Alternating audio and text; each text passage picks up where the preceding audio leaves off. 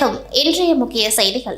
காரைக்கால் அடுத்த பச்சூரில் அமைந்துள்ள ஸ்ரீ தர்மசாஸ்தா ஐயப்பன் கோவிலில் குரோதி வருடம் கார்த்திகை மாதம் முதல் நாளை முன்னிட்டு சிறப்பு அபிஷேகம் மகா தீப ஆராதனை நடைபெற்றது. மஞ்சள், பால், தயிர், விபூதி, சந்தனம் மற்றும் பஞ்சாமிர்தம் உள்ளிட்ட பல்வேறு திரவியங்களால் அபிஷேகங்கள் நடைபெற்றது. தொடர்ந்து மகா தீப ஆராதனையும் நடைபெற்றது. மேலும் இவ்வாலயத்தில் அமைந்திருக்கும் கன்னி மூல கணபதி மற்றும் மாளிகைப்புறத்து அம்மனுக்கு தீப ஆராதனை நடைபெற்றது.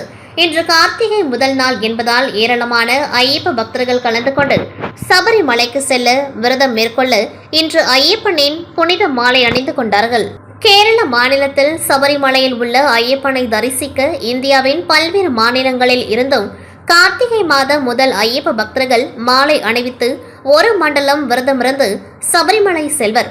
அதன்படி கார்த்திகை மாதம் முதல் நாளான இன்று புதுச்சேரி அரியங்குப்பம் பகுதியில் உள்ள ஸ்ரீ ஐயப்பன் ஆலயத்தில் அதிகாலை முதல் 500க்கும் மேற்பட்ட ஐயப்ப பக்தர்கள் நீண்ட வரிசையில் காத்திருந்து சரணம் கோஷமிட்டு குருசாமி, செல்வம், நடராஜன் சுவாமிகளின் கைகளால் மாலை அணிவித்துக் கொண்டனர்.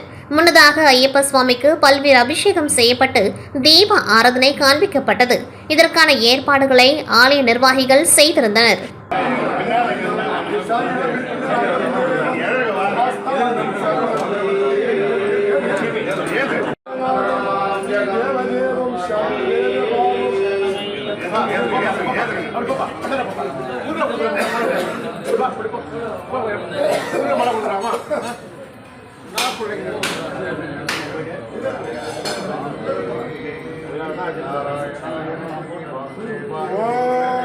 भूतसेनाय विद्महे वारुद्राय धीमहि तन्नो शास्ता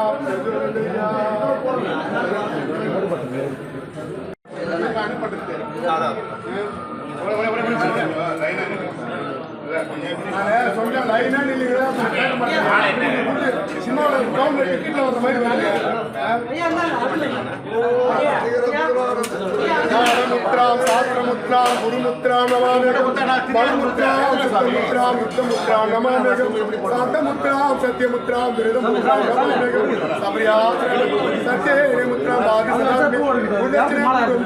புதுச்சேரியில் பள்ளி மாணவர்களுக்கு இயக்கப்படும் இலவச சிறப்பு பேருந்துகள் போன்று கல்லூரி மாணவர்களுக்கும் இயக்கப்படும் என்று கல்வித்துறை அமைச்சர் நமச்சிவாயம் தெரிவித்துள்ளார். இது தொடர்பாக சட்டப்பேரவையில் உள்ள அவரது அலுவலகத்தில் செய்தியாளர்களை சந்தித்த கல்வி அமைச்சர் நமச்சிவாயம், தேசிய ஞான கும்பம் விழா புதுச்சேரியில் இந்த மாதம் 21 இருந்து 23 வரை 3 நாட்கள் நடைபெற உள்ளது. இதில் கல்வி மேம்பாட்டு அமைப்பு புதுச்சேரி பல்கலைக்கழகத்துடன் புதுச்சேரி அரசு இணைந்து நடத்துகின்றது என்றார்.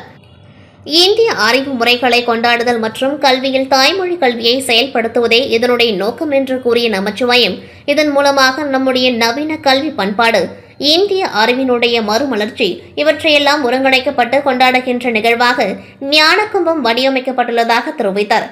தாய்மொழி கல்வி மட்டுமல்லாமல் கற்றலின் மாற்றத்தை ஊக்குவிக்கும் வகையிலான கலந்துரையாடல்கள் நடைபெற உள்ளது. இதில் துணைநிலை ஆளுநர் கைலாஸ்நாதன் கலந்து கொண்டு நிகழ்ச்சியை துவக்கி வைப்பதாக தெரிவித்தார். இந்த நிகழ்வில் இந்தியாவினுடைய பல்வேறு பகுதியிலிருந்து கல்வியில் சிறந்து விளங்குகின்ற கல்வியாளர்கள் கலந்து கொள்ள இருக்கின்றனர். தொடக்க விழாவில் நம்முடைய பயன்பாட்டையும் கலாச்சாரத்தையும் பறைசாற்றுகின்ற வகையில் அறிவு சார்ந்த கண்காட்சிகள் இடம்பெறுகின்றது. எனவே புதுவை மாநில மக்கள் ஒத்துழைப்பு நல்க வேண்டும் என்று அமைச்சர் நமச்சிவாயம் கேட்டுக்கொண்டார். பின்னர் செய்தியாளர்களின் கேள்விக்கு பதிலளித்தவர், புதுச்சேரி அரசு சார்பில் பள்ளி மாணவர்களுக்கு இலவச சிறப்பு பேருந்து இயக்கப்படுவது போல் கல்லூரி மாணவர்களுக்கும் பேருந்துகள் இயக்கப்படும் என்றும், முத்தியால்பேட்டையில் மழைநீர் புகுந்து அரசு பள்ளியை புதுப்பிக்க வருகின்ற 22ஆம் தேதி டெண்டர் வைக்கப்பட உள்ளது. விரைவில் டெண்டர் வைத்து அரசு பள்ளி புதுப்பிக்கப்படும் என்றார். புதுச்சேரி ஒருங்கிணைந்த நீதிமன்ற வளாகத்தில் மாவட்ட சட்டப்பணிகள் ஆணையத்தின் செயலாளர் அலுவலகம் திறக்கப்பட்டது. இதில் சிறப்பு விருந்தினர்களாக சென்னை உயர்நீதிமன்றத்தின் நீதியரசர் மற்றும் புதுச்சேரி மாநில சட்டப்பணிகள் ஆணைய செயல் தலைவருமான நீதியரசர் சுந்தர் மற்றும் சென்னை உயர்நீதிமன்றத்தின் நீதியரசர் மற்றும் புதுச்சேரி மாநில சட்டப்பணிகள் ஆணைய உறுப்பினர் நீதியரசர் ஆஷா மற்றும் சென்னை உயர்நீதிமன்றத்தின் நீதியரசர் மற்றும் புதுச்சேரி மாநில நிர்வாக பொறுப்பு நீதிபதியும் நீதியரசர் சரவணன் ஆகியோர் கலந்து கொண்டு மாவட்ட சட்டப்பணிகள் ஆணையத்தின் செயலாளர் அலுவலகத்தை திறந்து வைத்தனர்.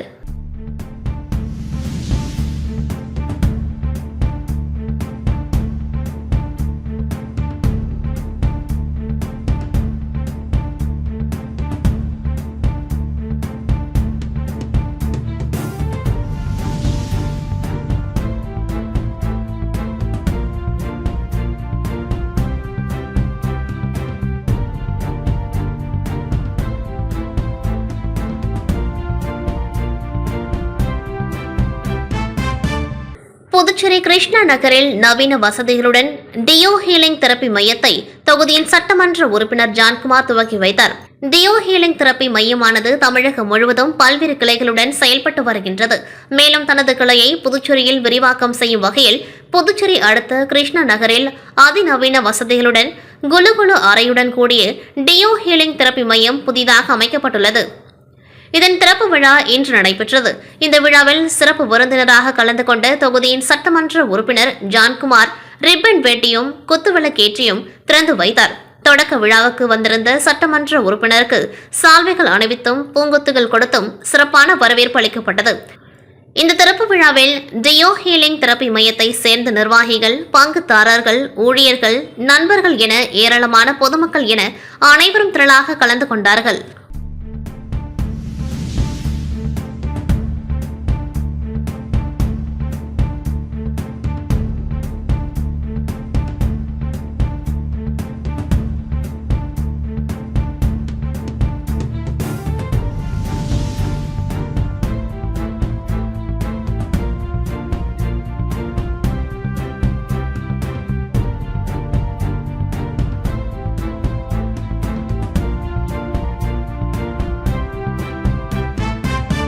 இந்திரா இந்தியன் சர்வீஸ் மற்றும் புதுவை இந்திரா காந்தி அரசு கலை மற்றும் அறிவியல் கல்லூரி நாட்டு நலப்பணி திட்டம் சார்பில் சமையல் எரிவாயு சிலிண்டர் கையாள்வது மற்றும் பாதுகாப்பு குறித்து விழிப்புணர்வு நிகழ்ச்சி கல்லூரி கலையரங்கில் நடைபெற்றது. இந்நிகழ்ச்சியில் கல்லூரி முதல்வர் ஜாஸ்மின் தலைமை தாங்கினர். கல்லூரியின் NSS நிகழ்ச்சி அதிகாரி சரவணன், உழவர்கரை பெண்கள் ஒருங்கிணைப்பாளர் Thilagavathi, Indira Indian service manager Uma ஆகியோர் மாணவிகளுக்கு LPG பாதுகாப்பு பற்றி விளக்கினர். இவ்விழாவில் இந்திரா இந்தியன் சர்வீஸ் பரசுராமன், மாநில NSS அதிகாரி சதீஷ்குமார் மற்றும் முன்னாள் ஆசிரியர், தேசிய விருதாளர் ஆசிரியர் திலகவதி ஆகியோர் கலந்து கொண்டு சிறப்பித்தனர். இவ்விழாவின் ஏற்பாடுகள் கல்லூரியின் NSS அதிகாரிகள் செய்திருந்தனர். இதில் 50க்கும் மேற்பட்ட மாணவிகள் பங்கு பெற்று பயனடைந்தனர்.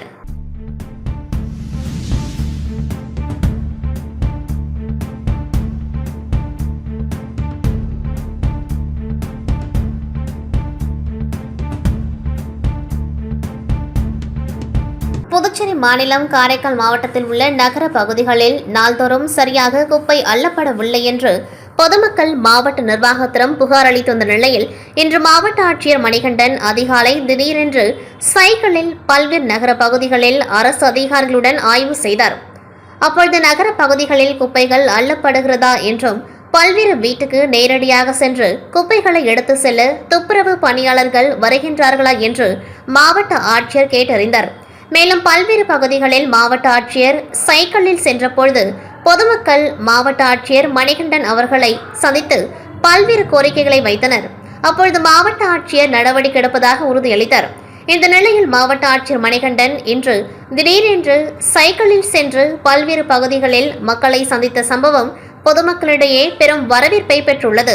வில்லியனூர் சட்டமன்ற தொகுதி வில்லியனூர் திருக்காமேஸ்வரர் நகர் மேற்கு விரிவாக்கத்தில் விடுபட்டுள்ள குறுக்கு சாலைகளுக்கு வில்லியனூர் கொம்யூன் பஞ்சாயத்து மூலம் ரூபாய் 11,61,000 மதிப்பீட்டில் சாலை அமைக்கும் பணிக்கான பூமி பூஜை நிகழ்ச்சி நடைபெற்றது.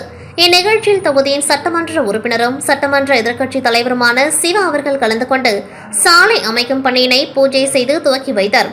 இதில் வில்லியனூர் கொம்யூன் பஞ்சாயத்து ஆணையர் ரமேஷ், செயற்பொறியாளர் திருநாவுக்கரசு, இளநிலை பொறியாளர் சத்யநாராயணா, ஊர் முக்கியஸ்தர்கள் ரமணன், கன்னியப்பன், தண்டபாணி, கணேஷ், கண்ணன், பாலமுருகன், காமராஜ், குமரன், ஞானவேல், ராமலிங்கம், அறிவழகன், சுந்தர் மற்றும் பன்னீர்செல்வம், பாலகிருஷ்ணன், ராஜன், ஆனந்த், வடிவேல், சதீஷ், பாலமுருகன், பாலகோபால், அண்ணாதுரை, நாராயணன், ராமன் மற்றும் திமுக தொகுதி செயலாளர் மணிகண்டன், பொதுக்குழு உறுப்பினர்கள் ராமசாமி, தர்மராஜ், இலக்கிய அணி அமைப்பாளர் சீனு மோகன்தாஸ், சிறுபான்மை பிரிவு அமைப்பாளர் ஹாலித், வர்த்தக அணி துணை அமைப்பாளர் சரவணன், விவசாய அணி துணை அமைப்பாளர் ராமதாஸ், ஆதி திராவிட அணி துணை அமைப்பாளர் காளி ஆகியோர் கலந்து கொண்டார்கள்.